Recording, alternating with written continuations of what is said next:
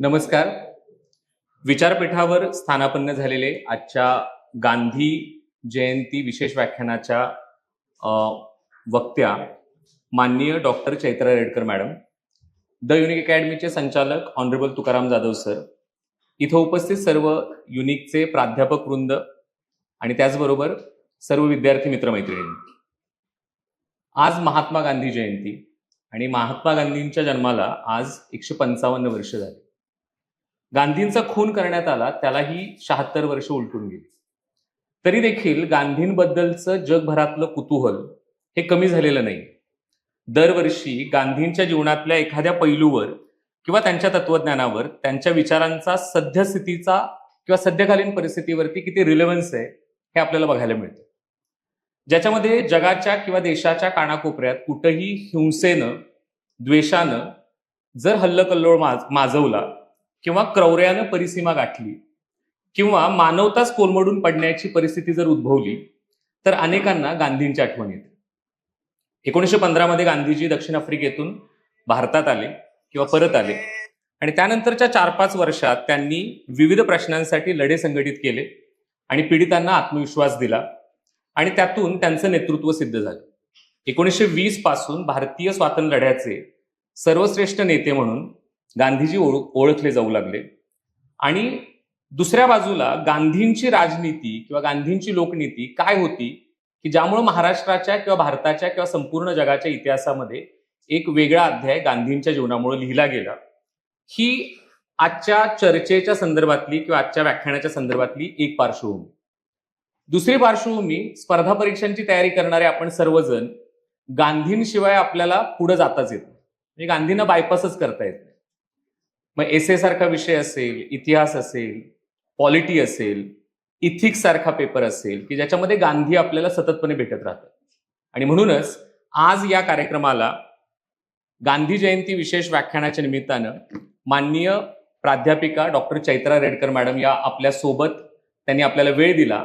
आणि आजचा जो विषय आहे की गांधी विचार आणि त्याच्यामध्ये गांधींची लोकनीती आणि राजनीती, मी द युनिक अकॅडमीच्या वतीनं सगळ्यात पहिल्यांदा मॅडमांचं स्वागत करतो. जोरदार टाळ्यांनी आपण त्यांचं स्वागत करूया.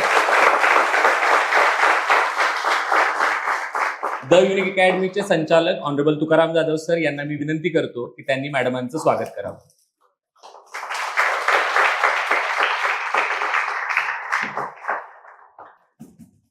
कोणत्याही प्रकारची औपचारिकता न बाळगता याच्यानंतर मी सतीश देशपांडे सरांना विनंती करतो की मॅडमांचा परिचय त्यांनी करून द्यावा आणि त्यानंतर लगेचच आपण आजच्या व्याख्यानाला सुरुवात करतो. जयंती दिनी आपण ज्यांना आज व्याख्यानासाठी निमंत्रित केलंय त्या डॉक्टर चैत्रा रेडकर मॅडम, महात्मा गांधी, साने गुरुजी, भारताची स्वातंत्र्य चळवळ, सामाजिक सुधारणा या गोष्टींवरती आणि राजकीय परिस्थिती या गोष्टींवरती अधिकृत जर भाष्य कोणाकडून ऐकायचं असेल तर त्या अभ्यासक म्हणून आपण चैत्रा रेडकर मॅडम यांच्याकडे पाहतो. चैत्रा रेडकर मॅडम या पुणे इथल्या Indian institute of social sciences and education and research अर्थात आयसर या ठिकाणी त्या मानव्य विद्या आणि सामाजिक शास्त्र विषयाच्या सहयोगी प्राध्यापक म्हणून त्या काम करतायत. J C. Kumarappa, a study in Gandhism हा त्यांचा PhDचा थेसिस होता आणि एमफिलचा थेसिस होता Asghar Ali Engineer, a study in combating communalism. हे दोन जर थेसिस आपण बघितले तर गांधीजी अहिंसा, हिंदू मुस्लिम ऐक्य, सेक्युलरिझम या अनेक अर्थांनी आपल्या म्हणजे आपण असं म्हणूयात की त्यांनी अकॅडमिक काम तर केलंच आहे त्यांच्या या विषयांमध्ये, पण त्या केवळ अकॅडमिशियन नाही आहेत, तर त्यांनी आपल्या अभ्यासाचा उपयोग हा सामाजिक चळवळींसाठी केलेला आहे. सामाजिक चळवळींना मार्गदर्शन व्हावं, त्यांचं प्रबोधन व्हावं, नवे कार्यकर्ते घडावेत अशा पद्धतीनं अभ्यास करणारी जी काही थोडी माणसं आहेत मराठीमध्ये, त्यातल्या एक चैत्रा रेडकर मॅडम आहेत. आता म्हणालो त्या पद्धतीनं आपण महात्मा गांधीजी, साने गुरुजी यांच्यावरती आपण त्यांच्याकडून अधिकृतपणे भाष्य त्यांचं ऐकणं ही आपल्यासाठी एक पर्वणी आहे. राष्ट्रीय आंतरराष्ट्रीय नियतकालिकांमधून मॅडम लिहित असतात, रिसर्च पेपर त्यांच्या वेगवेगळ्या ठिकाणाहून प्रसिद्ध होत असतात. पण जरी आंतरराष्ट्रीय नियतकालिकांमधून रिसर्च पेपर जरी त्यांचा प्रकाशित झाला तरी सुद्धा आपल्या मराठी भाषेतल्या नियतकालिकांमधून आपल्या लोकांसाठी सामान्य भाषेतून पण त्यांनी साने गुरुजी, महात्मा गांधी, सेक्युलरिझम या अशा अनेक विषयांवरती सोप्या सोप्या शब्दांमध्ये लिहिलेलं आहे. एशियाटिक सोसायटी ऑफ मुंबई, मनी भवन गांधी संग्रहालय, साने गुरुजी राष्ट्रीय स्मारक, state political science association, main against violence and abuse यांसारख्या संस्थांशी त्या संलग्न आहेत. आपलं ILS लॉ कॉलेज असेल, SNDT विद्यापीठ असेल किंवा आता आयसर सारखी संस्था असेल, या ठिकाणी त्यांनी अध्यापनाचं कार्य केलेलं आहे आणि अजूनही त्या कार्यरत आहेत. आज त्यांचं आपल्या सर्वांसमोर व्याख्यान आहे. ऑनलाईन आणि ऑफलाईन सर्वच विद्यार्थ्यांसाठी ही एक आजची पर्वणी आहे. मॅडमचं मी मनापासून स्वागत करतो. मॅडमला विनंती करतो की त्यांनी आमच्या विद्यार्थ्यांशी संवाद साधावा. सगळ्यात पहिल्यांदा सगळ्यांना गांधी जयंतीच्या शुभेच्छा. मला इथं बोलवलं गांधी जयंतीच्या निमित्ताने महात्मा गांधींबद्दल बोलायला. त्याच्यासाठी युनिक अकॅडमीतल्या सगळ्या टीमचे आभार. तुम्ही 2 ऑक्टोबरची सुट्टी असून सगळेजण आलेला आहात, त्याचा आनंद आहे. सगळेजण उत्सुकतेने गांधींबद्दल ऐकण्यासाठी आलेला आहात. जो विषय मी घेतलेला आहे की गांधी विचारामधला जो लोकनीती आणि राजनीती ह्या ज्या दोन मधला फरक जो स्पष्टपणे त्यांच्या विचारामधनं येतो आणि राजनीतीकडनं लोकनीतीकडे प्रवास झाला पाहिजे, हा एक आग्रह त्यांच्या विचारामध्ये जो दिसतो, त्याच्या संदर्भामध्ये तुमच्याशी काही बोलावं असं साधारण मी आज ठरवलेलं आहे. आपण काही बेसिक कन्सेप्ट पासनं सुरुवात करूया. मला माहिती की तुम्ही सगळेजण राज्यशास्त्र शिकता आहात, पण बेसिक एका कन्सेप्ट पासून सुरुवात अशी करूया की लोकशाही असं ज्यावेळेला आपण म्हणतो तर त्यावेळेला नेमकं आपल्याला काय अभिप्रेत असतं. जनरली मी जेव्हा केव्हा असा प्रश्न विचारते तेव्हा त्याचं उत्तर आपल्याला अब्राहम लिंकननी सोपं करून जे ठेवलेलं आहे ते उत्तर सगळेजण देतात की लोकांनी लोकांसाठी चालवलेलं लोकांचं राज्य. हे खूप वेग असं आहे, म्हणजे म्हटलं तर सगळ्यात सुलभीकरण केलेली सोपी व्याख्या आहे. पण दुसऱ्या बाजूला म्हणजे नेमकं काय, कारण अशी कन्सेप्ट जर प्रत्यक्षामध्ये आणायची झाली तर नेमकं काय करायचं आणि काय केलं गेलेलं आहे, जे केलं गेलं त्याच्यातनं नेमकी अशा पद्धतीची जी काही व्यवस्था या 3 गोष्टींमधनं सांगितली जाते ती प्रत्यक्षामध्ये तशी अवतरली का, अवतरू शकते का, त्याच्यासाठी काय करायला पाहिजे, हे प्रश्न असे वेग राहतात, अनुत्तरित राहतात. म्हणून थोडंसं आणखी आपल्याला खोलवर काही प्रश्न हे विचारायला पाहिजे. आपण जर असा विचार केला की लोकशाही नावाची जी काही चीज आहे की लोकशाही नावाची जी काही प्रणाली आहे ती साधारणपणे कधी अवतरली, त्याचा काय संदर्भ होता आणि ती कुठे होती, कुठे अवतरली ती, कोणी काही सांगू शकते? आपण ज्यावेळेला लोकशाही म्हणतो तेव्हा साधारण कधीपासून आपण विचार करतो? जगामध्ये राज्यक्रांती घडू लागली तेव्हा न्याय, समता, बंधुत्व हे जे तत्व आहे ते समाजामध्ये हळूहळू रुजू लागले, तेव्हाच लोकशाही आधारित जी काही विचारधारा आहे ते समाजामध्ये आली. बरोबर, म्हणजे साधारण आपण आधुनिकतेबरोबर हे जोडतो. जेव्हा तू ही मूल्य सांगितलीस, साधारण आपण लोकशाहीचा जो काही विकास झालेला आहे त्याचा तो विकास आपण आधुनिकतेच्या विकासाबरोबर जोडतो.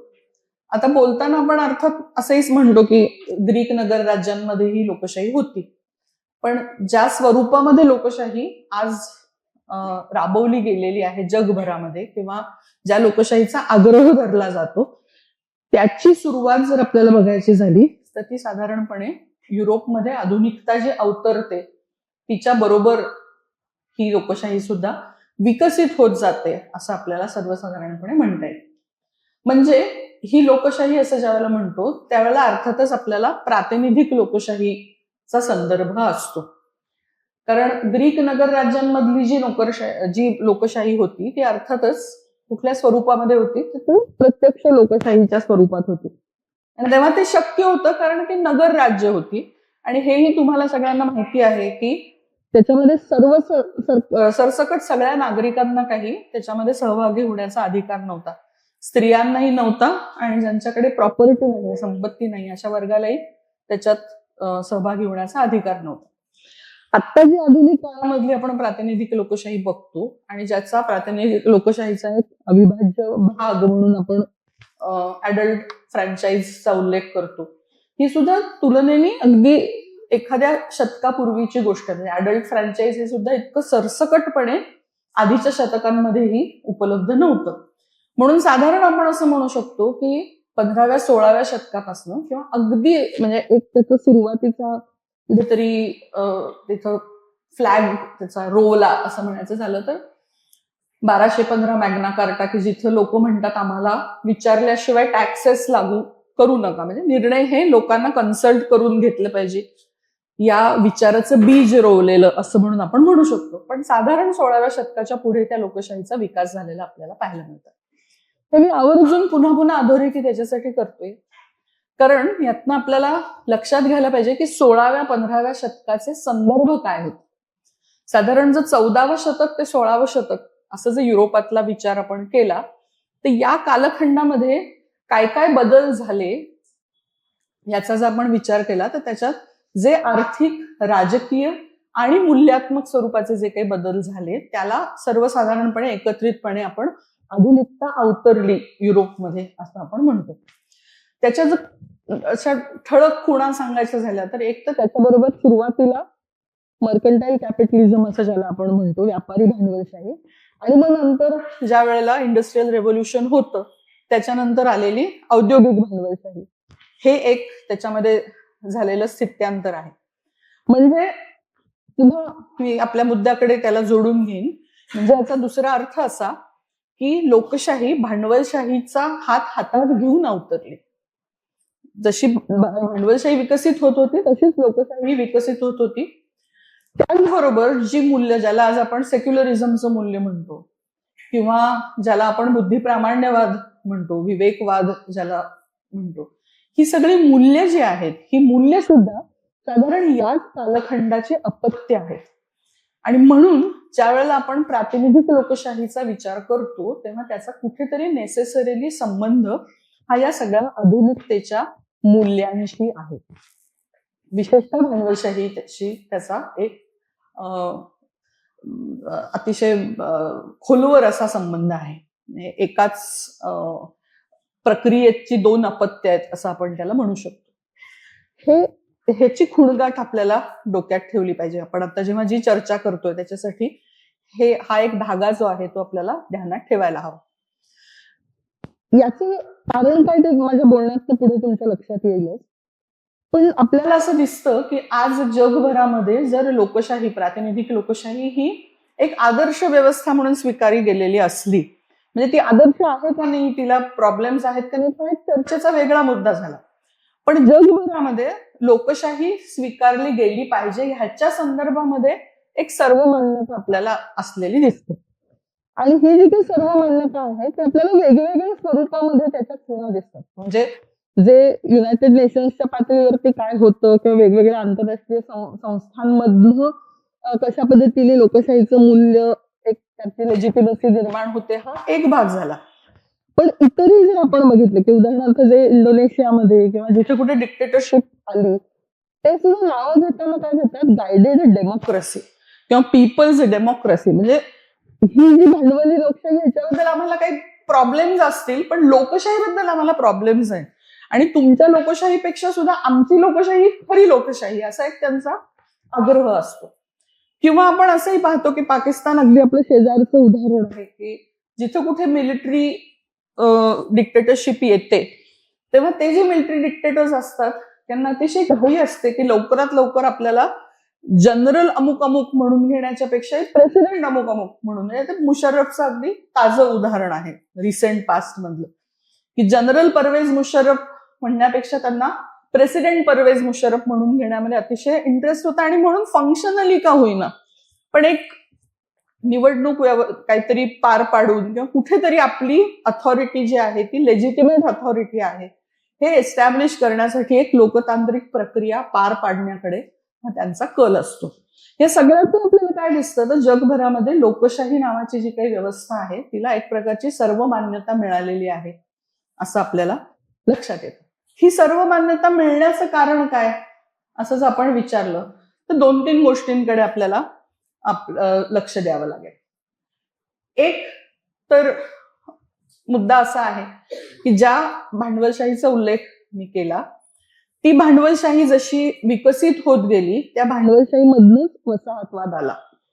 म्हणजे ज्या वेळेला स्थानिक बाजार हे औद्योगिक क्रांतीमधनं निर्माण होणारं जे मास प्रोडक्शन आहे त्याचा खप करण्यासाठी अपुरं पडायला लागलं आणि नवनवं तंत्रज्ञान जसं विकसित होत होतं तशी जगभरातली नव्या बाजारपेठा शोधल्या गेल्या आणि त्या नव्या बाजारपेठांमध्ये जसा माल खपवला गेला तसंच जी मूल्य व्यवस्था आहे जी आधुनिकतेबरोबर युरोपमध्ये जन्माला आलेली होती आणि जी काही राजकीय आणि आर्थिक व्यवस्था जी तिथं विकसित झालेली होती ती सुद्धा जगभरामध्ये खपवली गेली. म्हणजे तुम्हाला तुमचा विकास होऊन तुम्हाला कुठे पोहोचायचंय तर जिथे आम्ही आत्ता पोहोचलेलो आहोत तिथे तुम्हाला पोहोचायचंय. आणि त्याला एक असं लोडेड त्याचा भाग होता, तुम्हाला माहितीये व्हाईट मॅन्स बर्डन असं म्हटलं जायचं.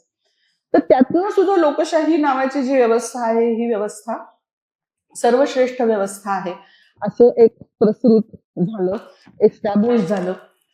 आणि दुसऱ्या बाजूनी आपल्याला असंही दिसेल की लोकशाहीला पर्याय म्हणून कुठली व्यवस्था म्हणायची तर तशी व्यवस्था आपल्याला विकसितही झालेली दिसत नाही. म्हणजे एक कलोनियलिझमचा भाग म्हणून जरी लोकशाही लादली गेली असं आपण म्हटलं क्षणभर तरी त्याचा दुसरा भाग असा आहे की लोकशाहीला पर्याय देईल अशी कोणती व्यवस्था विकसितही झाली नाही. आणि त्याने ही लोकशाही ही जगभर पसरली, टिकली, राबवली गेली आणि ती वेगवेगळ्या फॉर्म मध्ये वेगवेगळ्या स्वरूपामध्ये तिथं एस्टॅब्लिश झालेली, रुजलेली आपल्याला पाहायला मिळते. आता इथं कुठेतरी मला गांधींना मध्ये आणणं आवश्यक वाटतं. हे जे काही आहे ही जी लोकशाही अशी येते गांधीजींच्या जेव्हा भारतीय राजकारणामध्ये ते येतात किंवा त्याच्याही बरंच अलीकडे अजूनही ते जेव्हा दक्षिण आफ्रिकेमध्येच आहेत पण भारताच्या समस्यांच्या बद्दल जेव्हा त्यांचं चिंतन चाललेलं आहे तोपर्यंत अजून कोणत्याही स्वरूपामध्ये भारतात लोकशाही ही अवतरलेली नाही. दक्षिण आफ्रिकेमध्ये जेव्हा त्यांचं सत्याग्रह चाललेले आहेत, जे काही त्यांचं तिथलं राजकारण चाललेलं आहे आणि त्या पार्श्वभूमीवरती जे अतिशय महत्वाचं टेक्स्ट जे ते लिहितात ते म्हणजे हिंद स्वराज. म्हणजे साधारण 1908-9 आपण म्हणजे 8 किंवा 9 असं ह्याच्यासाठी मी म्हटलं की गुजराती आवृत्ती नंतर आधी येते आणि मग इंग्रजी आवृत्ती येते, त्याच्या दृष्टीने 8 किंवा 9 साल असं आपण ते पकडू शकतो.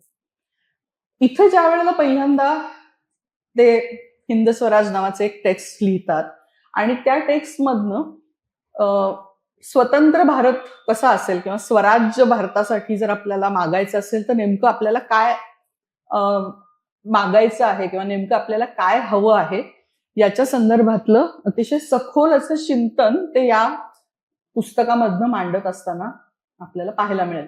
आता हे अतिशय छोटंसं पुस्तक आहे आणि जर ते तुम्ही पुस्तक वाचलं तर बरेचदा ते अतिशय सिम्प्लिस्टिक काहीतरी असं मॉरल प्रीचिंग करणारं असं पुस्तक वाटतं बरेचदा.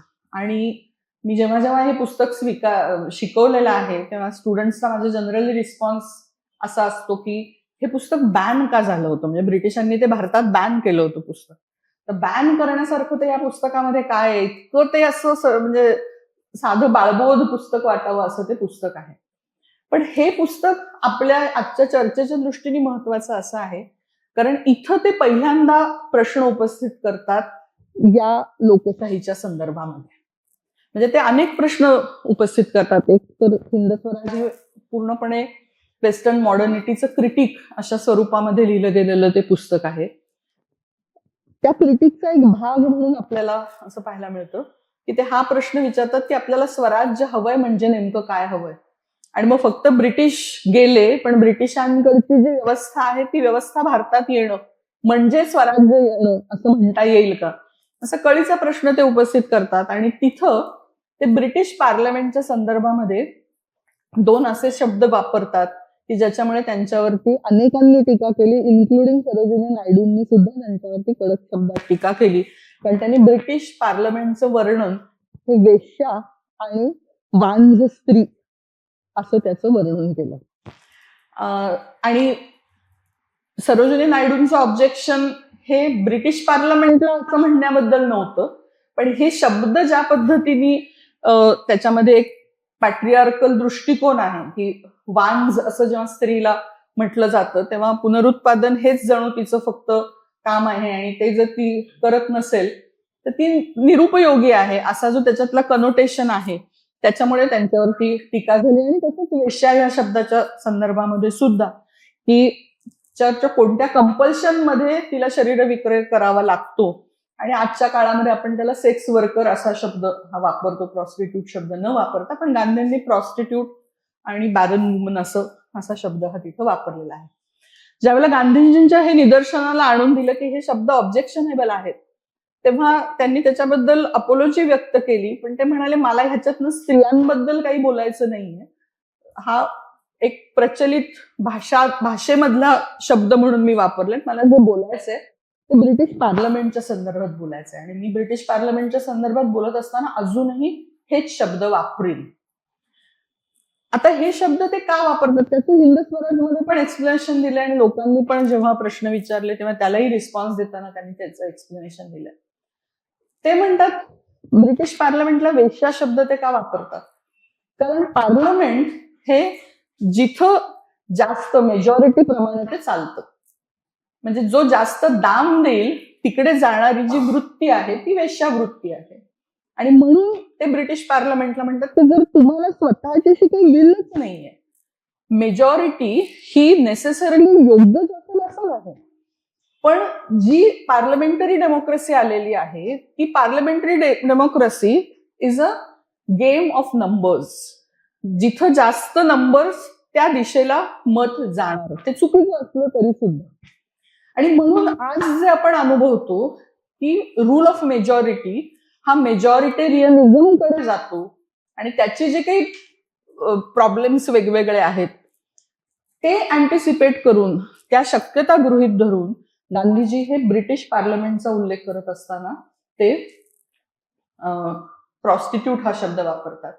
आणि बॅरन वुमन किंवा वांझ असं याच्यासाठी ते म्हणतात की पार्लमेंट काही प्रोड्यूस करू शकत नाही, फक्त टॉक शॉप्स अशा पद्धतीने नुसत्या चर्चा होत राहतात आणि at the end of the day त्याच्यातनं काहीच मटेरियलाइज होत नाही, त्यातनं काहीच जन्माला येत नाही त्या एकूण सगळ्या प्रक्रियेमधनं. आणि म्हणून हा लोकशाहीचा एक दिखावा असतो अशा पद्धतीचं मत हे त्यांनी तिथं व्यक्त केलेलं आहे. आता हे हिंद स्वराजमध्ये व्यक्त झालेलं त्यांचं मत आहे, 1908 सालचं हे मत आहे.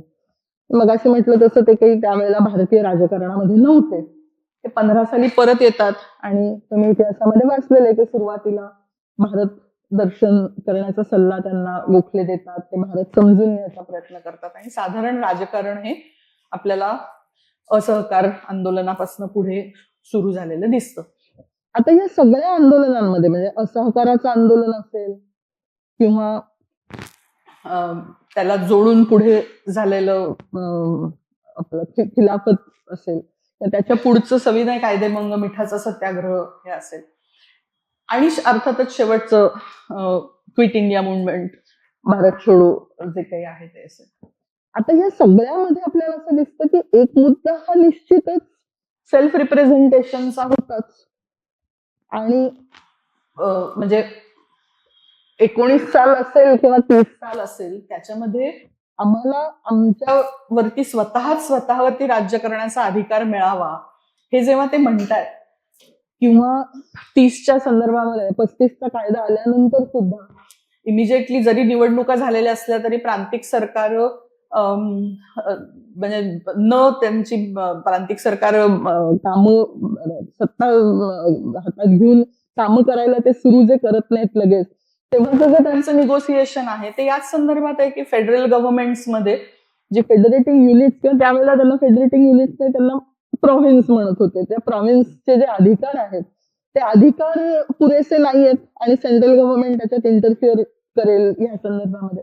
म्हणजे या पूर्ण प्रोसेसमध्ये जरी 8 सालीमध्ये पार्लमेंटरी डेमोक्रेसीचं त्यांनी क्रिटिक केलेलं असलं तरी जे राजकारण उभं राहतंय पूर्ण त्या राजकारणामध्ये जी लोकशाही व्यवस्था, जी पार्लमेंटरी डेमोक्रेसी इथं अवतरणार आहे सूनर ऑर लेटर, आणि जे फेडरलिझमच्या दिशेने वाटचाल चाललेली आहे, त्याच्यामध्ये निगोसिएशन करून जी आहेत ती स्ट्रक्चर, जी एक्झिस्टिंग स्ट्रक्चर्स आहेत, ती स्ट्रक्चर्स अधिकाधिक डेमोक्रेटिक कशी करता येईल, म्हणजे कन्व्हेन्शनल सेन्समध्ये, पण ती अधिकाधिक डेमोक्रेटिक कशी करता येईल, ते निगोसिएशन इथल्या नागरिकांच्या आणि भारताच्या दृष्टीने कसं जास्त फेवरेबल असेल, हा कन्सर्न हा आहे, याचं भानही आपण ठेवणं आवश्यक आहे. त्याचं कारण असं आहे की आता जो काही एक रिव्हायव्हलिझमचा ट्रेंड चाललेला आहे तो आता खूप जोरात आहे, किंवा ज्यांना अदरवाईज पार्लमेंटरी डेमोक्रेसीच्या संदर्भातले ज्या काही अडचणी जाणवतात, फॉर व्हॉट एव्हर रिझन्स जे जाणवतात, तर ते सुद्धा म्हणत असतात की ही लोकशाही वाईटच आहे आणि मग काय पाहिजे, तर मग हुकुमशाही पाहिजे, असं म्हणून जे आडवाट्याने हुकुमशाही घुसवण्याचा जो प्रयत्न चाललेला आहे, त्यांना गांधी वापरू द्यायचे नाहीयेत आपल्याला. आणि वापरू द्यायचे नाहीत म्हणजे आपल्याला त्याच्यासाठी काय करायला पाहिजे असं नाही, फक्त ह्याची आठवण ठेवणं गरजेचं आहे की गांधी अशा सापळ्यात येणारे किंवा अशा पद्धतीचं काही आर्ग्युमेंट ते करत नव्हते की पार्लमेंटरी डेमोक्रेसी वाईट आहे म्हणून हुकुमशाहीच बरी, असं ते म्हणत नाहीये. ते म्हणतात असं की बेसिकली हा जो प्रॉब्लेम आहे की रिप्रेझेंटेटिव्ह डेमोक्रेसी, पार्लमेंटरी डेमोक्रेसीच्या फंक्शनिंग मध्ये हे ज्या काही अडचणी आहेत, त्याचं काय करायचं, आणि त्या अडचणी व्हिजिबली दिसत असताना हीच सिस्टीम आपल्याकडे आली पाहिजे असा आग्रह धरणं, ते प्रश्न ऍड्रेस न करता, ते रेक्टिफाय न करता ती तशीच आली पाहिजे असा आग्रह धरणं हे काहीतरी चुकीचं आहे. कारण इथं आपण फक्त इमिटेशन करतो आहोत आणि इथं काही खूप कळीचे मुद्दे आहेत जे डायरेक्टली त्यांच्या लोकशाही संदर्भातल्या किंवा म्हणजे लोकनीती आणि राजनीतीमध्ये त्यांच्या लोकनीतीविषयीच्या विचारांशी डायरेक्टली त्याचा संबंध नसला तरी तुम्ही एकूण विचारांचे आणि सामाजिक शास्त्रांचे अभ्यासक आहात म्हणून ह्या विचारांचं आणि ह्या मुद्द्यांचं सुद्धा आपण दखल घेणं हे गरजेचं आहे. इथं ते हिंद स्वराजमध्ये जो अतिशय कळीचा मुद्दा उपस्थित करतात तो मुद्दा असा आहे की कोणत्याही समाजाची मॉडर्निटीकडे जाण्याची एक प्रक्रिया असते. म्हणजे ब्रिटिश युरोपियन समाजामध्ये, कारण ब्रिटिश आपले कलोनायझर होते म्हणून डायरेक्ट संबंध हा नेहमी ब्रिटिशांशी, पण एकूण युरोपीय समाजाच्या संदर्भात जर बोलायचं झालं तर युरोपीय समाज हा आपल्याला आधुनिकता पूर्व समाज जो दिसतो तो कसा दिसतो, तर तिथे चर्चचं प्राबल्य आहे आणि चर्च हे एकूणच सगळ्या सामाजिक आर्थिक राजकीय जीवनाच्या सेंटर स्टेजला आहे. जे काही बदल आधुनिकतेबरोबर होतात, आर्थिक सामाजिक बदल जे होतात आणि त्याच्यानंतर जे काही युरोपात घडतं, म्हणजे राष्ट्रवादाचा उदय असेल, राष्ट्र राज्यांची निर्मिती असेल, लोकशाहीची जडणघडण असेल, भांडवली स्वरूपाच्या अर्थव्यवस्थेचं अवतरण झालेलं जे आहे ते दिसत असेल किंवा धर्मनिरपेक्षतेसारखी मूल्य व्यवस्था आलेली असेल, हे जे काही सगळं घडतं या प्रोसेसमधनं युरोपीय समाज हा स्वतःला रिइन्व्हेंट करतो. हा आजचा आपला कळीचा शब्द आहे, रिइन्व्हेंटिंग. रिइन्व्हेंट करतो म्हणजे काय की एक जो सेंटरमध्ये असलेला जो भाग होता, धर्म नावाचा गोष्ट, चर्च नावाची गोष्ट, ही जशी बाजूला गेली आणि त्याच्यातनं जो व्याप्यूम निर्माण झाला, पण तो सगळ्या सर्व व्यापी असं काहीतरी होतं ना इथं, तर ते तर आपण हटवलं. मग ते हटवल्यानंतर त्याला रिप्लेस करायला दुसरं काय, हे युरोपीय समाज स्वतः शोधतो आणि त्या शोधामधनं त्यांच्याकडे राष्ट्रवाद आणि राष्ट्रराज्य नावाची गोष्ट जन्माला येते. राष्ट्रवादाचे जे वेगवेगळे अभ्यास झालेले आहेत त्याच्यातून आपल्याला असं सांगण्यात आलेलं आहे की जशी धर्माच्या बद्दल एक सँक्टिटी असते तशीच जी राष्ट्रवादाला चिकटलेली आहे त्याचं कारणच असं आहे की धर्माला राष्ट्रवादाने रिप्लेस केलं आणि म्हणून जे धर्माच्या बद्दल लोकांना वाटत होतं ते आता राष्ट्राच्या बद्दल आणि राष्ट्रवादाच्या स्वरूपामध्ये वाटतं आणि म्हणून त्याच्याबद्दल पण आपण अटीतटीला येऊन भांडत असतो. जसं ब्लास्फेमी तसंच अँटी नॅशनल, इतकंच त्याला ते वेटेज कॅरी करतात. पण हा युरोपचा स्वतःचा प्रवास होता, ही स्वतःची जर्नी आहे की आमच्याकडे काहीतरी होतं ते आम्हाला आता आमच्या प्रगतीमध्ये अडथळा ठरत होतं आणि म्हणून त्याला आम्ही बाजूला केलं आणि काहीतरी नवं शोधलं आणि नवं काहीतरी आम्ही इथं आणलं आणि म्हणून तिथली आधुनिकता ही त्या समाजाची आधुनिकता आहे. त्या समाजाने शोधलेली नवी मूल्य आहेत, रिइन्व्हेंट केलेली ही मूल्य आहेत. भारतामध्ये अशी रिइन्व्हेंटिंगची प्रोसेस होते का? आता अशी रिइन्व्हेंटिंगची प्रोसेस भारतामध्ये होण्याला इन्हिरंट मर्यादा आहेत आणि त्या मर्यादा ह्याच्यामुळे आहेत कारण आपलं वसाहतीकरण झालं, आपलं कलोनायझेशन झालं आणि त्याच्यामुळे तिथे एक रप्चर आहे. म्हणजे जी हे आहे परंपरा आहे ती अशी ओघवती पुढे येत नाही आणि त्या परंपरेचा जो स्वतःचा प्रवास जो काही आहे, म्हणजे असं आपण गृहीत धरूया की ब्रिटिश जे इथं आलेच नसते तर भारतीय समाजामध्ये काय बदल झाले असते आज आपण सांगू शकत नाही, पण कदाचित जे बदल आज झालेले आहेत ते तसेच असते असं आपल्याला छातीठोकपणे म्हणता येणार नाही. कारण हे मध्ये जे काही एक वेगळंच त्याच्यात प्रवाह येऊन मिळाला त्याच्यामुळे जे काही जुनं आणि तिकडनं आलेलं नवं या दोन्हीच्या मिश्रणातलं जे काही घडलं ते तसंच घडलं नसतं. कदाचित आपली रिइन्व्हेंटिंगची एक वेगळी प्रोसेस झाली असते. आणि गांधी हिंद स्वराजमध्ये जे म्हणतात ते बेसिकली हे म्हणतात की तिथं आलेली ही जी मूल्य व्यवस्था आहे, तिथं आलेली भांडवलशाही, तिथं आलेली लोकशाही, तिथं आलेला त्यांच्या कल्चरमधनं जन्माला आलेला राष्ट्रवाद हा त्यांच्या समाजामधल्या जडणघडणीशी प्रामाणिक असलेला, ऑर्गॅनिकली कनेक्ट असलेला असा तो आहे. म्हणजे ते वर्सेस आम्ही, पाश्चात्य ते सगळं वाईट आणि देशी तेच सगळं थोर असं ते म्हणत नाहीत. म्हणजे हा जो एक पोस्ट कलोनियलिझमचा जो एक ट्रॅप आहे ना की ज्याच्यात रिव्हायवलिझम आहे किंवा ज्याच्यामध्ये पूर्व गौरववादाची बीज आहेत तिथं ते जात नाहीयेत आणि आपल्यालाही जाऊ देत नाहीत. कारण ते आपल्याकडच्या ज्या चुकीच्या गोष्टी आहेत त्याच्याबद्दल ते इक्वली क्रिटिकल आहे.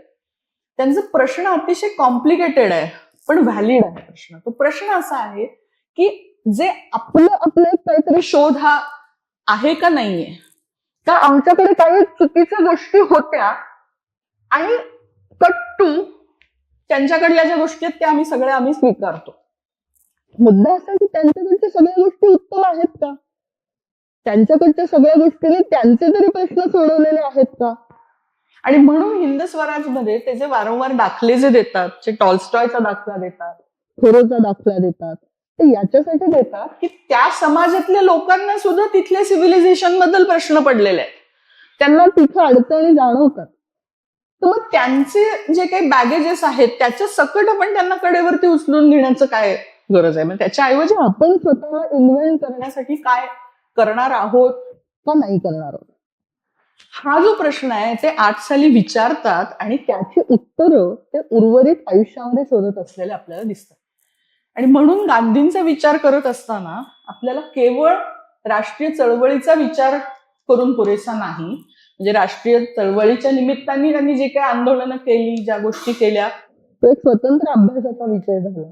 पण त्याच्या जोडीला ते भारताची जर बांधणी करायची आहे पुन्हा, कारण हे जो काही विस्कळीतपणा आलेला आहे इथं आपलं कलोनायझेशन झाल्यामुळे, तिथं आपल्याला जर नव्याने आपली उभारणी करायची असेल तर इथले नवा समाज कसा असेल, तिथली अर्थव्यवस्था कशी असेल, तिथली राजकीय व्यवस्था कशी असेल, तिथली मूल्य व्यवस्था कशी असेल, याचा सातत्याने शोध हा ते घेत असलेले दिसतात.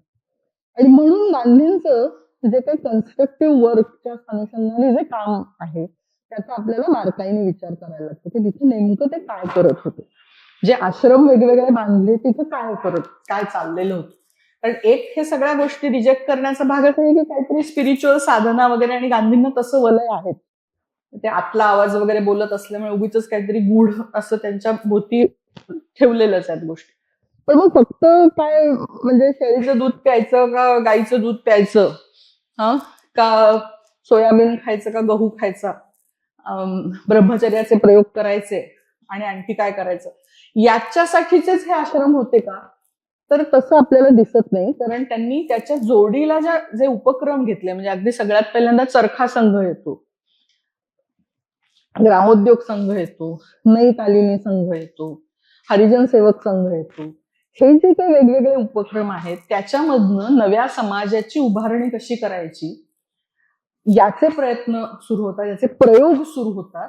आणि या प्रयोगांमधनच आपल्याला जर राजनीतीकडून लोकनीतीकडे जायचं असेल तर त्याच्यासाठी आवश्यक असलेली सिस्टीम काय असेल याचा शोध घेण्याचाही प्रयत्न सुरू झालेला आपल्याला या प्रयोगांमधनं पाहायला मिळतो. यातला सगळ्यात एक महत्वाचा जो काही प्रयत्न जो आहे तो ग्रामोद्योग संघाच्या माध्यमामधनं झालेला असलेला दिसतो आपल्याला. आणि ग्रामोद्योग संघाचा जर आपल्याला विचार करायचा असेल तर एक नाव आपण विसरून चालणार नाही, ते नाव म्हणजे जे.सी. कुमारप्पांचं नाव आहे. Unfortunately JC. कुमारप्पा हे एकूण गांधीवादी चळवळीमधनं, गांधीवादी परिघामधनं असे बाहेर फेकले गेले.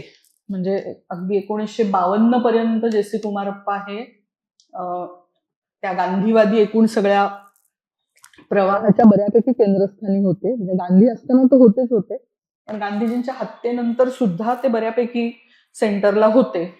आणि नंतर मात्र ते बाहेर फेकले गेले. नंतर सांगते की का बाहेर फेकले गेले. 60 साली ते गेले, म्हणजे गांधीजींच्या नंतर जवळपास 12 वर्ष ते हयात होते, पण तरी सुद्धा त्यांची दखल नंतरच्या काळात घेतली गेली नाही. आणि साधारण आपल्याला जो आज गांधीवाद माहिती आहे तो एक तर विनोबांच्या माध्यमातून माहिती झालेला गांधीवाद आहे, आणि नाहीतर तो सरकारी गांधीवाद आहे. त्याच्यामुळे गांधी विचारामधला जो संघर्ष आहे किंवा गांधी विचारांमधलं जे काही प्रयोगशीलता आहे, गांधी विचारांमधनं जी नवी मूल्य व्यवस्था मांडण्यासाठी झालेले जे प्रयत्न आहेत त्याच्याबद्दल आपल्याला तुलनेने कमी माहिती आहे.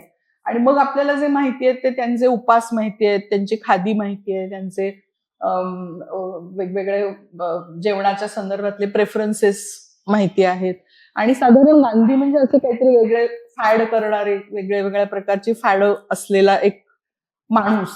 आणि बाकी तर आपल्याला व्हॉट्सअप युनिव्हर्सिटीमधनं तर हेही सांगण्यात आलेलं आहे की गांधी नसते तर आपल्याला स्वातंत्र्य पण जरा आधीच मिळालं असतं वगैरे वगैरे. तर ते तर काय म्हणजे त्याच्याबद्दल न बोललेलंच बरं.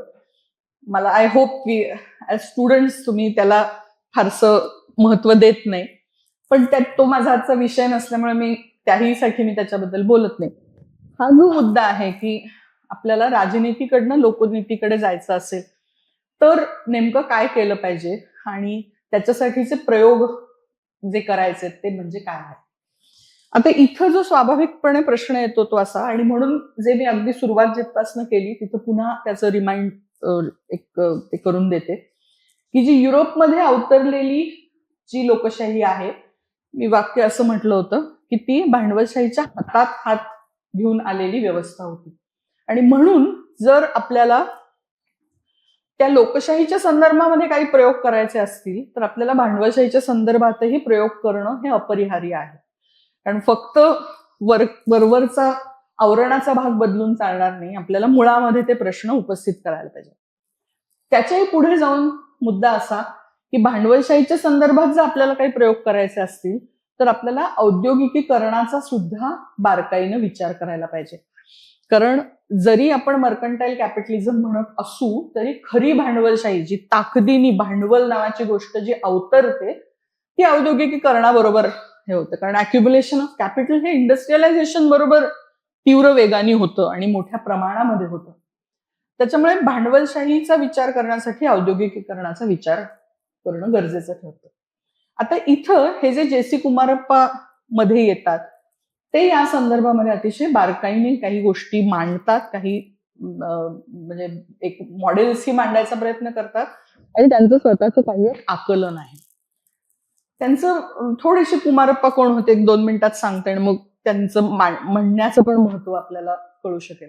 हे जे.सी. कुमारप्पा जे होते हे ट्रेंड चार्टर्ड अकाउंटंट होते. साधारण 22-23 सालाच्या आसपास ते चार्टर्ड अकाउंटंट झाले. ते ब्रिटनमध्ये जाऊन चार्टर्ड अकाउंटंट झाले. मुंबईमध्ये येऊन त्यांची प्रॅक्टिस चाललेली होती, छान प्रॅक्टिस चाललेली होती. त्यांचा एक भाऊ होता, तो अमेरिकेमध्ये शिकत होता आणि म्हणून त्यांनी सुट्टी घालवायला त्याच्याकडे जायचं ठरवलं. तिथे गेल्यानंतर त्यांना वाटलं की सुट्टीत आलोय तर थोडं सुट्टी वाढवावी आणि आपण इथंच शिकावं, आणि म्हणून त्यांनी इकॉनॉमिक्समध्ये MA आणि बिझनेस ऍडमिनिस्ट्रेशन मधली डिग्री असं दोन्ही तिथं शिकायचं ठरवलं. आणि हे शिकत असताना त्यांनी इकॉनॉमिक्सचा एक थिसिस मांडला. थिसिससाठी म्हणजे डिसर्टेशनसाठी त्यांनी एक प्रोजेक्ट घेतला होता. तो होता public finance and India's poverty. या प्रोजेक्टवरती त्यांचे जे सुपरवायझर होते ते तीच व्यक्ती जे डॉक्टर बाबासाहेब आंबेडकरांचे PhDचे सुपरवायझर होते, E.R.A. सेलिग्मन. आणि त्यांच्याकडे त्यांनी हे रिसर्च प्रोजेक्ट केलं. तोपर्यंत त्यांचा राष्ट्रीय चळवळीशी काहीही संबंध नव्हता. आणि जसे आपण स्टुडंट्स असताना आपण असं काहीतरी आपल्याला पब्लिश करायचं असतं आणि मग आपण विचारतो की माझं पब्लिश करायचं कुठे आहे का कोण ओळखीचं पब्लिश करेल असं. तसं त्यांनी एक त्यांचा मित्र होता, त्याला विचारलं, पारशी मित्र होता, तो म्हणाला तू जाऊन गांधीजींना विचार की ते छापतात का तुझा थिसिस म्हणून. आणि म्हणून ते जसे भारतात परतले ते मणिभवनमध्ये गेले आणि महादेवबाई देसाईंना त्यांनी आपल्या थिसिसची एक कॉपी दिली की हे तुम्ही छापताय का म्हणून. गांधीजींची भेट झाली नाही. गांधीजींनी त्यांना साबरमती आश्रमामध्ये एक महिन्याभराने भेटायला बोलवलं. तोपर्यंत त्यांनी थिसिस यांचा वाचून ठेवलेला होता आणि भेटायला गेल्यानंतर त्यांनी डायरेक्टली त्यांना ऑफर दिली की तुम्ही गुजरात विद्यापीठामध्ये इकॉनॉमिक्सचे प्राध्यापक म्हणून येता का. आणि मी तेव्हा त्यांचे पेपर्स बघत होते तेव्हा मला म्हणजे इतकं आपल्यासारखंच आयुष्य आहे की त्यांनी त्यांच्या भावाला लिहिलं की माझी चांगली प्रॅक्टिस चालली आहे मुंबईमध्ये आणि शिवाय मी त्या डावर कॉलेजमध्ये कॉमर्सच्या कॉलेजमध्ये इकॉनॉमिक्सचे तास पण घेतो. हे जे गुजरात विद्यापीठामध्ये मला ऑफर करतायत तिथं पगार पण कमी आहे, तर मी आता हे सोडून जाऊ तिकडे साबरमतीला का नको जाऊ असं. मग भावाने त्यांना असं रिप्लाय दिलं की मोठी संधी आहे, एकदम नाही म्हणावंच असंही वाटत नाही, पण पगार पण कमी आहे, तेव्हा असं कर की तू त्यांना मोठी कमिटमेंट देऊ नकोस. तू त्यांना असं म्हण की 3 महिने येऊन बघतो आणि बरं वाटलं तर मी कंटिन्यू करतो. आणि ते आले आणि आल्यानंतर गांधीजींनी लगेच त्यांच्यावरती एक काम सोपवलं. आणि हे पुन्हा इंटरेस्टिंग की गांधीजींना माहित होतं की सर्व्हे मेथड नावाची काहीतरी तिकडे आता युरोपियन आणि अमेरिकन युनिव्हर्सिटीजमध्ये इव्हॉल्व्ह झालेली पद्धत आहे आणि म्हणून त्यांनी एक सर्व्हेचं काम त्यांना सोपवलं की खेडा जिल्ह्यामधला माटर तालुका आहे तिथलं जी ब्रिटिश टॅक्सेशन पॉलिसी आहे अग्रिकल्चरची त्याचा शेतीवरती काय परिणाम झालेला आहे याचा तुम्ही अभ्यास करा. आणि ते जशा पद्धतीने तिथे जॉईन झाले ते इतके आमूलाग्र बदलून गेले की हा 3 पीस सूट घालून आलेला माणूस एकदम खादीदारी झाला, गुजरात विद्यापीठाचा प्राध्यापक झाला. त्यांनी ते सर्व्हे केले आणि फॅन्टास्टिक क्वेश्चनर्स आहेत त्या अजूनही उपलब्ध आहेत म्हणजे त्या तेव्हा केलेल्या त्यांच्या स्टडीच्या. पण तिथपासून त्यांचं असोसिएशन सुरू झालं आणि बरेच त्यातले मधले टप्पे आहेत, ते मी सगळ्याबद्दल काही आता बोलत नाही. पण मेन जो आपला कन्सर्नचा भाग आहे की औद्योगिकीकरणाच्या संदर्भात काय प्रयोग करता येतील.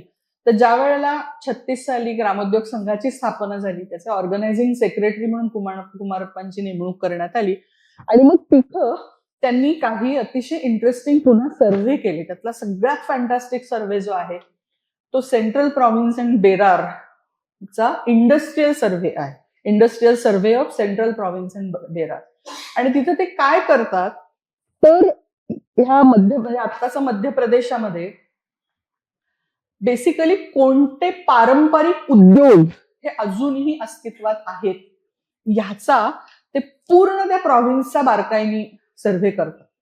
आणि याच्यामध्ये असे पण उद्योग आहेत म्हणजे महुआच्या फुलांपासून दारू गाळपाचा जो उद्योग चालतो तो आपण ग्रामोद्योग म्हणून चालवू शकतो का, कारण त्या अल्कोहोलचा उपयोग औषध निर्मितीसाठी होऊ शकतो, तर त्याला आपण ग्रामोद्योग म्हणून स्वीकारू शकतो का याची सुद्धा त्याच्यामध्ये चर्चा आहे.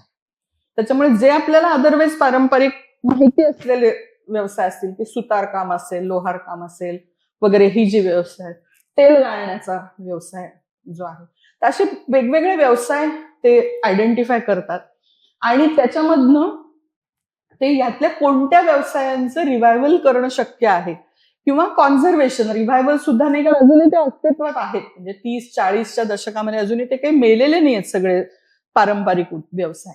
तर ते आपल्याला कॉन्झर्व करता येतील का, ते करण्यासाठी काय करायला लागेल याची सगळी चर्चा ही 35-36 सालापासून सुरू झालेली आपल्याला पाहायला मिळते.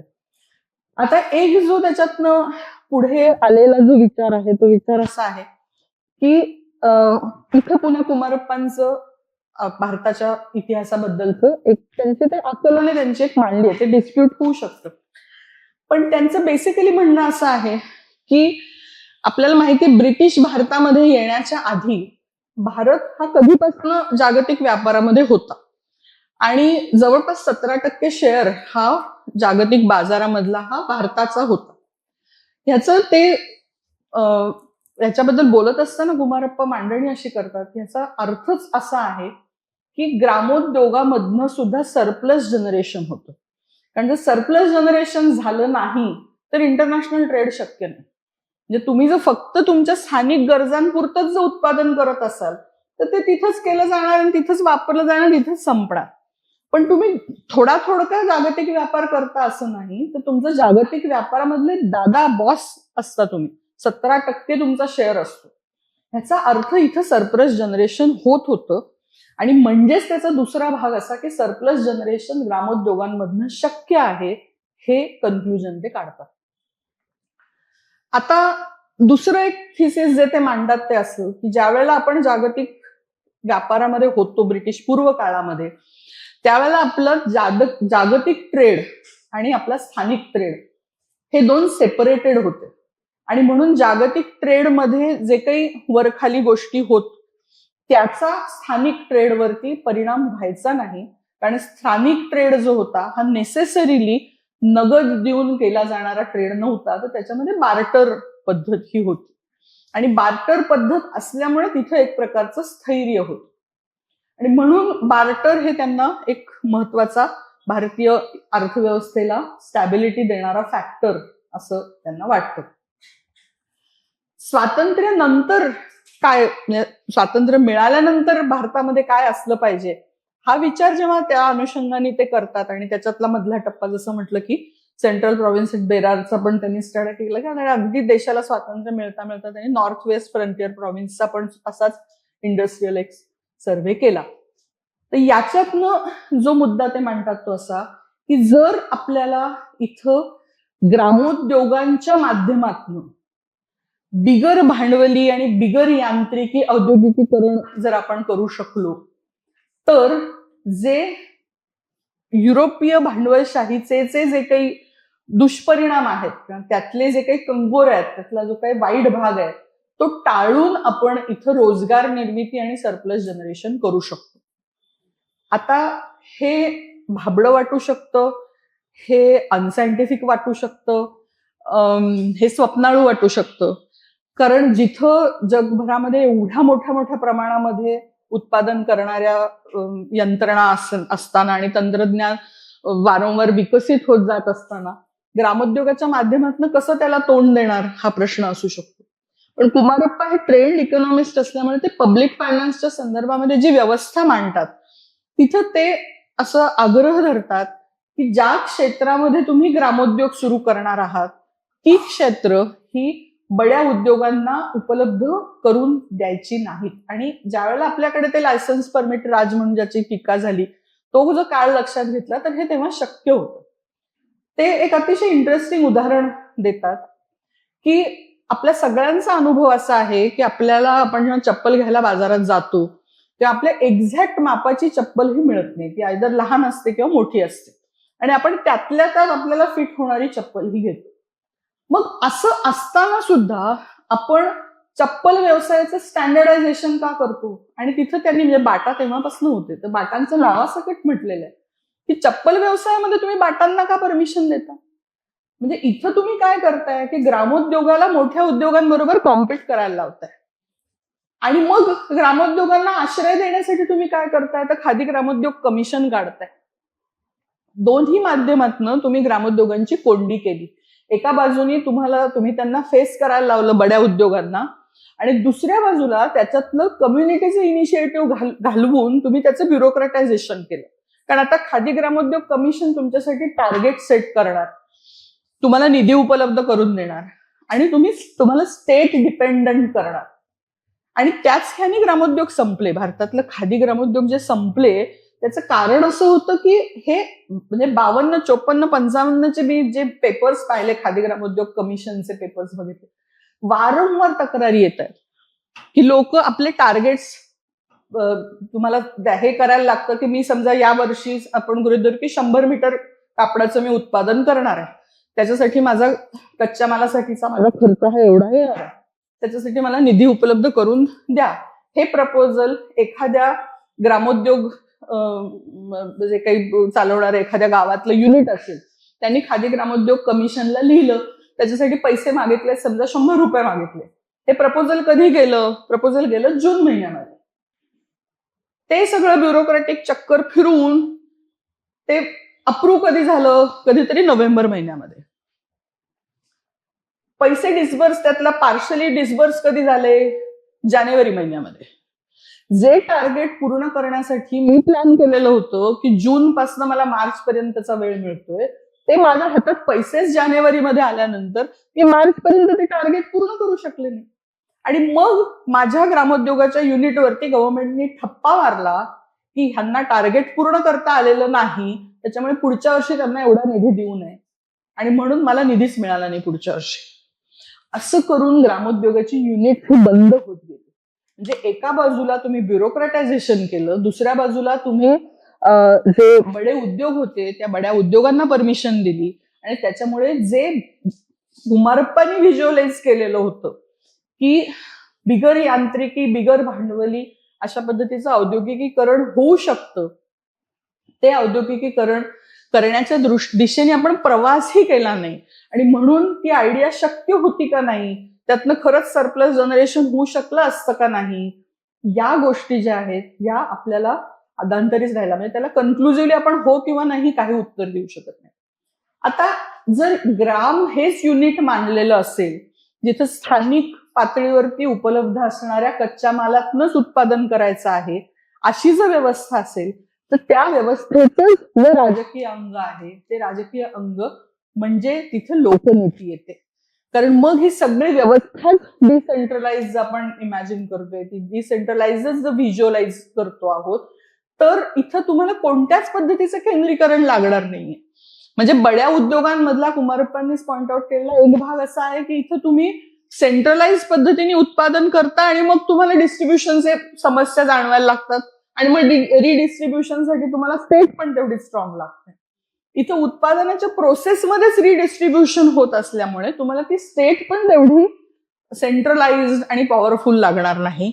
आणि स्थानिक ग्रामस्वराज्याच्या पातळी माध्यमातनं, आणि त्यांनी त्यांना लोकसेवक संघ हे नाव दिलेलं आहे, किंवा बहुउपयोगी वेगवेगळ्या अशा संस्था ह्या गावाच्या पातळीवरती याव्यात, अशा पद्धतीचा विचार त्यांनी मांडलेला आहे. आणि या ज्या संस्था असतील त्यातनं खूप बारकाईने खोलवर विचार केला, म्हणजे एक इंटिग्रेटेड पद्धतीचा विचार हा त्याच्यामध्ये आहे की त्याच्यात ते आपल्याला सांगतात की इव्हन शिक्षण जे असेल तेही कसं ह्या सगळ्याशी इंटिग्रेट झालेलं असेल. म्हणजे जॉमेट्री शिकवायची तर ती जॉमेट्री आणि कार्पेंट्री हे एकत्रच शिकवलं जाईल. ह्या पद्धतीच्या ज्या काही आयडियाज त्यांच्या आहेत, तर त्यातनं एक शिक्षणाचा, जगण्याचा, अर्थव्यवस्थेचा, राजकारणाचा सर्वार्थाने एक विकेंद्रित अशा पद्धतीचा विकास, विचारांचा विकास हा करण्याचा प्रयत्न किंवा एक मॉडेल हे ते मांडतात. काही अंशी विनोबांचाही ह्याला पाठिंबा आहे, आणि विनोबांनी उलट एक अतिशय इंटरेस्टिंग कन्सेप्ट ह्याला सपोर्टिव्ह मांडलेली जी आहे की ज्याच्यामध्ये ते रिप्रेझेंटेशनच क्रिटिक करतात. आणि रिप्रेझेंटेशन हे कशा पद्धतीने पार्टिसिपेशनला हानिकारक आहेत हे पण फार सुंदर त्यांनी सांगितलेलं आहे. कारण आपण असं हे करतो की म्हणजे मी माझे प्रतिनिधी निवडून दिले ना, आता त्यांनी काम करावं. म्हणजे आपण प्रचंड तक्रारी करू की कसे प्रतिनिधी काम करत नाहीत, पण प्रतिनिधी काम करत नाही तर आपला काय रोल आहे, म्हणजे आपला एक मत टाकणं एवढाच रोल आहे का लोकशाहीच्या संदर्भात. तर जी पार्लमेंटरी डेमोक्रेसी आहे ती तोच रोल आपला अंडरलाईन करते की मत टाका आणि विसरा.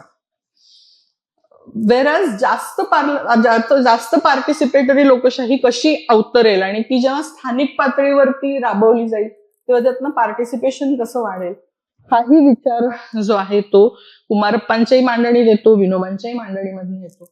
पण या सगळ्यातनं जे ते बांधू पाहतायत की एक अधिक सहभागाला प्राधान्य देणारी, प्रतिनिधित्वाला नाही, आणि सहभाग हा केवळ मत टाकण्याच्या पातळीवरचा नाही, तर सक्रियपणे एकूण सार्वजनिक जे काही आपलं जीवन आहे त्या जीवनाच्या संदर्भामध्ये असलेली आपली भूमिका स्वीकारण्याच्या अनुषंगाने अधिकाधिक सहभागाला उत्तेजन देणारी अशी एक व्यवस्था कशी येईल, आणि ती व्यवस्था फॅसिलिटेट व्हावी, ती व्यवस्था नर्चर व्हावी, याला पूरक अशा पद्धतीची अर्थव्यवस्था कशी येईल, याचा बारकाईने विचार हा गांधी विचारामध्ये सूत्र रूपाने येतो. आणि पुढे कुमारप्पा आणि विनोबांच्या माध्यमामधनं तो अधिक विस्तारित अशा स्वरूपामध्ये हा येतो. प्रत्यक्षामध्ये आपल्याला स्वातंत्र्यानंतर काय झालं असं जर आपण म्हटलं तर त्याची एक तर बाजू मी सांगितली की जसे खादी ग्रामोद्योग कमिशन झालं तसं सगळ्या गोष्टीचं ब्युरोक्रॅटायझेशन झालं. आणि इकॉनॉमी ऑर्गनाईज करत असताना सुद्धा झालं असं की मोठे उद्योगधंदे जे आहेत ते सेंटर स्टेजला ठेवले गेले. याचं एक कारण असं आहे की म्हणजे ह्याच्याकडे आपण वेगवेगळ्या पद्धतीने बघू शकतो. एक असं बघू शकतो की ते इनएव्हिटेबल होतं, कारण या ग्रामोद्योगांमधनं एवढं सरप्लस जनरेशन झालंच नसतं. आणि ज्या पद्धतीची जागतिक राजकीय अर्थव्यवस्था ही विकसित झाली, विशेषतः दुसऱ्या महायुद्धानंतर, त्याच्यामध्ये आपल्याला जर आपलं स्वातंत्र्य टिकवून ठेवायचं असेल किंवा त्याच्यामध्ये जे काही आपल्याला आपला व्हॉइस टिकवून ठेवायचा होता, तर तो टिकवून ठेवण्यासाठीचं जे असर्शन आहे, ती स्पेस जी आहे, त्याच्यासाठी जे इथं स्ट्रॉंग स्टेट बिल्डिंग जे आवश्यक होतं, जे नेहरूंनी केलं, म्हणजे इथे एक सेक्युलर अशा पद्धतीचं स्टेट बिल्डिंग हे नेहरूंच्या माध्यमामधनं झालं. नेहरूंनी ज्या पद्धतीची अर्थव्यवस्था स्वीकारली त्यातनं आपण ते असर्ट करू शकलो आणि म्हणून जागतिक व्यवस्थेमध्ये आपण अलिप्ततावादी भूमिका घेऊन हे टिकून राहू शकलो. आणि जर आपण गांधींच्या आणि विनोबांच्या आणि कुमारप्पांच्या पद्धतीने जर प्रयोग केले असते तर आपल्याला गॅरंटी नाही की ते सरप्लस जनरेशन, त्यातनं आलेली स्टॅबिलिटी, त्यातनं आलेली स्ट्रॉंग स्टेट, त्याच्यातनं आलेलं असर्शन, हे सगळं शक्य झालं असतं का नाही, हे ह्याच्या पुढे प्रश्नचिन्ह आहे. असं एक आपण त्याच्याकडे बघू शकतो, एक त्याच्याकडे बघण्याचा मार्ग असू शकतो. दुसरा त्याच्याकडे मार्ग असाही असू शकतो की शेवटी म्हणजे आपण कुठेतरी त्या पोस्ट कलोनियलिझमचेच बळी आहोत का, प्रयोग करण्याच्या बाबतीत आपण कचरतोय का, आणि प्रयोग न करताच आपल्याला अशी काहीतरी सक्सेसफुल होणारीच आणि परमनंट खात्रीलायक सोल्युशन्स मिळतील अशा एका अनसायंटिफिक विचाराचेच आपण यातनं वाहक होतोय का. कारण हे प्रयोग न करता इतरांना जाणवलेली वैगुण्य आणि लिमिटेशन सकट पण तरीही युरोपमध्ये राबवली गेलेली अर्थव्यवस्था आणि राजकीय व्यवस्था हीच शेवटी प्रॅक्टिकेबल आहे, हीच शेवटी सरप्लस जनरेशन करू शकते, हीच शेवटी स्टॅबिलिटी देऊ शकते, असं जर आपण अगदी ठामपणे म्हणून पाहत असू किंवा तसा जर आपले आग्रह असतील, तर मग इन अ वे आपण त्या पोस्ट कलोनियलिझमचे बळी आहेत की पर्यायी आपल्याला काही एक्सप्लोर करायचं नाही किंवा पर्यायी आपल्याला काही शोधायचं नाहीये किंवा त्याची आपल्याला प्रॅक्टिकॅबिलिटी बद्दल आपल्याला इनहिरंट हे डाऊट्स आहेत. त्याच्यामुळे बघायचं त्याच्याकडे वेगवेगळे दृष्टिकोन असू शकतात आणि आपण कुठल्या अंगाने या सगळ्या गोष्टीकडे बघतो हे हा एक मोठा प्रश्न असू शकतो. कुमारप्पांच्या बाबतीमध्ये जो मी मुद्दा हे केला त्याचा फक्त एक खुलासा करते की स्वातंत्र्यानंतर आणि गांधींच्या हत्येनंतर कुमारप्पांनी ज्या पद्धतीने नेहरूंच्या एकूण आर्थिक धोरणाच्या संदर्भामध्ये कडाडून टीका केली आणि ही टीका त्यांनी फक्त नेहरूंवरतीच केली अशी नाही, तर वेगवेगळी जी आर्थिक धोरणं अगदी 46च्या इंटरिम गव्हर्नमेंट पासून येत होती त्या सगळ्यावरती त्यांनी ग्रामोद्योग पत्रिकेमधनं, हरिजनमधनं सातत्याने टीका केली. त्यांनी एक प्रकारची नाराजी ही गांधीवादी सर्कल्समध्ये निर्माण झालेली होती. कारण with all sed and done, जरी गांधीवाद्यांना ते लक्षात येत असलं की नेहरू हे नेसेसरली गांधींचंच मॉडेल राबवत नाहीयेत, तरी सुद्धा ते गांधी विरोधी नाहीयेत किंवा काही कंपल्शन्स आहेत हे एका पोस्ट कलोनियल समाजाची, त्याचं एक भान आणि जाण ही त्या गांधीवाद्यांमध्ये होती आणि त्याच्यामुळे नेहरूंबद्दलचं एक सिंपथी, नेहरूंबद्दलचं एक अफेक्शन हे होतं. वेळेस कुमारप्पा हे फारच हार्श, म्हणजे त्यांची भाषा कायमच खूप हार्श होती, त्या भाषेतनं ते टीका करत होते आणि तो एक वल्ली माणूस होता. म्हणजे अगदी एक वल्ली किस्सा सांगायचा त्यांचा तर असा की नेहरू नागपूरला आलेले होते आणि त्यांनी कुमारप्पांना सांगितलं की मला तुम्हाला भेटायचंय आणि मी काय तिथं वर्ध्याला जाणार आहे तर तुम्ही वर्ध्याला या. तर कुमारप्पांनी सांगितलं की कशाला वेळ वाया घालवता. नागपूरहून वर्ध्याला जाताना वाटेत पन्नई आश्रम म्हणून त्यांनी आश्रम काढला होता. मी आता पन्नई आश्रमामध्ये आहे, तर असं करूया आपण की मी वाटेमध्ये येऊन त्या रस्त्यावरच्या फाट्यावरती येऊन उभा राहतो, तिथेच गाडी थांबवा, तिथे भेटू आणि मग तुम्ही पुढे वर्ध्याला जा. म्हणजे हे पंतप्रधान आहेत, पंतप्रधानांना सांगतात रस्त्यावरती भेटून मग तुम्ही जा. त्याचा पुढचा भाग असा की तिथे जाऊन ते उभे राहिले काहीतरी 2 वाजता. नेहरू 2ला आले नाही, नेहरूंना यायला 2:30 वाजले. कुमारप्पांनी 2:15 पर्यंत वाट बघितली आणि ते निघून गेले. आणि त्याच्यामुळे नेहरूंची आणि त्यांची भेट झाली नाही. त्याच्या पुढचा किस्सा असा की हे सगळ्या काँग्रेसच्या आणि गांधीवादी सर्कल्समध्ये झालेलं होतं आणि राजेंद्र प्रसादांना त्यांना भेटायचं होतं आणि ते पण असेच आले. त्यांनी सांगितलं की तेव्हा मात्र आश्रमात कुठे त्या भेटा म्हणून सांगितलं होतं. तर तिथं येण्यासाठी कारनी जो जायचा हे होतं त्याला असं मोठ्या रस्त्यावरनं वळण घेऊन असं जायला लागायचं होतं. राजेंद्र बाबू इतके टरकलेले होते की ते म्हणाले त्या ड्रायव्हरला, मला तू इथंच सोड, तू गाडी घेऊन पुढनं ये, मला माहिती आहे इकडचं मागचं कंपाऊंड आहे, त्याची तार हे करून मधून घुसून जाता येतं, मी जाऊन त्या माणसाला वेळेत भेटतो.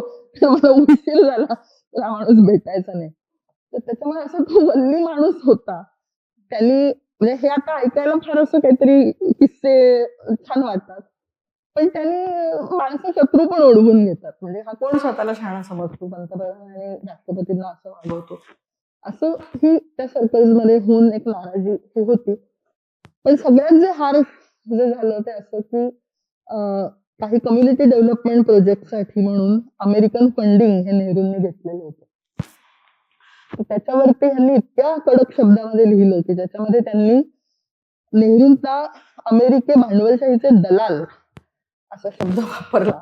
आणि त्याच्यानंतर मग जे श्रीमंतनारायण अगरवाल म्हणून जे नंतर ज्यांनी विनोबांचं चरित्र लिहिलं किंवा ज्यांनी गांधीयन कॉन्स्टिट्यूशन लिहिलेलं होतं, त्यांनी स्वतःची स्पेस त्याच्यातनं ऑक्युपाय केली आणि कुमारप्पांच्या बद्दल खूप अपप्रचार त्या काळामध्ये झाला आणि शेवटी कुमारप्पांना वर्धा सोडायला लागलं. ते वर्धा सोडून मग मदुराईला गेले. मदुराईच्या तिथे त्यांनी एक गांधीनिकेतन आश्रम काढला होता की कल्लूपट्टी नावाच्या गावी मदुराईमधल्या, तिथे ते राहिले आणि तिथनंही ते अदनमधनं लिहित असत. त्यांनी विनोबांच्या भूदानाच्या संदर्भात अतिशय कडक शब्दात टीका केलेली आहे की म्हणजे इंटरेस्टिंग भाग असा आहे की ते म्हणतात की गांधींचं अपरिग्रहाचं तत्व होतं, म्हणजे जेवढी गरज आहे तेवढंच तुम्ही जमा करा, असा त्यातला विचार होता. आणि इथं जेवढी जमीन तुम्हाला डिस्ट्रीब्यूट करता येत नाही तेवढी जमीन तुम्ही जवळ मिळवून ठेवलेली आहे, हे अपरिग्रहाच्या तत्वाशीच विसंगत आहे असं म्हणून त्यांनी विनोबांवरतीच डायरेक्ट टीका केलेली होती. त्यांनी ते गांधीवादी सर्कलमध्ये अनपॉप्युलर होत गेले आणि तो एक महत्वाचा भाग होता की त्यांनी ते मार्जिनलाइज झाले. त्यांचे हेल्थचेही इश्यूज होते, ते सगळ्यात ते बाहेर पडले. ते व्यक्तिशः मार्जिनलाइज होणं हा एक भाग झाला, पण तो जो विचार होता की ज्या विचारामध्ये कदाचित नेहरूयन कालखंडामध्ये विशेषतः हा जो त्यातला भाग आहे की तुम्ही ग्रामोद्योग आणि बडे उद्योग यांना एकमेकांशी कॉम्पिट करायला लावू नका. आणि त्यांनी ते आयडेंटिफाय केलेले आहेत. म्हणजे ते असं अजिबात म्हणत नाही की फक्त ग्रामोद्योगच असावेत. आणि त्या एका मुद्द्यावरती त्यांच्यात आणि गांधींमध्ये पत्रव्यवहारही झालेला आहे की ज्याच्यामध्ये गांधी म्हणतात की फक्त ग्रामोद्योगाचाच तो आग्रह धरला पाहिजे. आणि कुमारप्पांनी मात्र असं म्हटलेलं आहे की जिथं जरुरी असेल तिथं राज्यसंस्थेच्या मालकीचे बडे उद्योग असणं हे अनिवार्य ठरेल. पण खाद्य पदार्थांशी निगडीत आहेत की हातसडीचे तांदूळ असतील, तेलघाणी असतील, चपलांची किंवा एकूण चर्मोद्योग असेल, ह्या सगळ्या ज्या गोष्टी आहेत त्या ग्रामोद्योगाच्या माध्यमातून राबवून त्याच्यातनं रोजगार निर्मिती होईल आणि एक विकेंद्रित अशा पद्धतीची अर्थव्यवस्था निर्माण होईल. ही विकेंद्रित अर्थव्यवस्था ग्रामकेंद्री अशा पद्धतीची राजकीय व्यवस्था आणण्यासाठी म्हणून पूरक ठरेल आणि त्यातनं जी आज संसदीय लोकशाही आहे, जी पार्लमेंटरी डेमोक्रेसी आहे, ती डॉमिनंट न राहता किंवा तिच्या माध्यमातून जो एक मेजॉरिटेरियन रूलचा जो एक डॉमिनन्स हा राहतो तो न राहता ती एक विकेंद्रित अशा स्वरूपाची, ग्रामकेंद्री अशा स्वरूपाची व्यवस्था आपल्याला आणता येईल असा एक विचार हा एकूण गांधीवादी विचार विश्वामधनं पुढे आलेला दिसतो आणि तो त्यांचा राजनीतीकडनं लोकनीतीकडे जाण्याचा मार्ग असा म्हणून ते सांगत असल्याचं आपल्याला तिथं पाहायला मिळतं. तशा पद्धतीचा प्रवास त्यांच्या विचारामध्ये असलेला. असं एक साधारण आराखडा मी तुमच्या पुढे ठेवलेला आहे. तुमचे काही प्रश्न असतील तर त्यातनं मला अधिक या संदर्भात बोलायला नक्की आवडेल. पुन्हा एकदा सगळ्यांचे आभार आणि मी थांबते.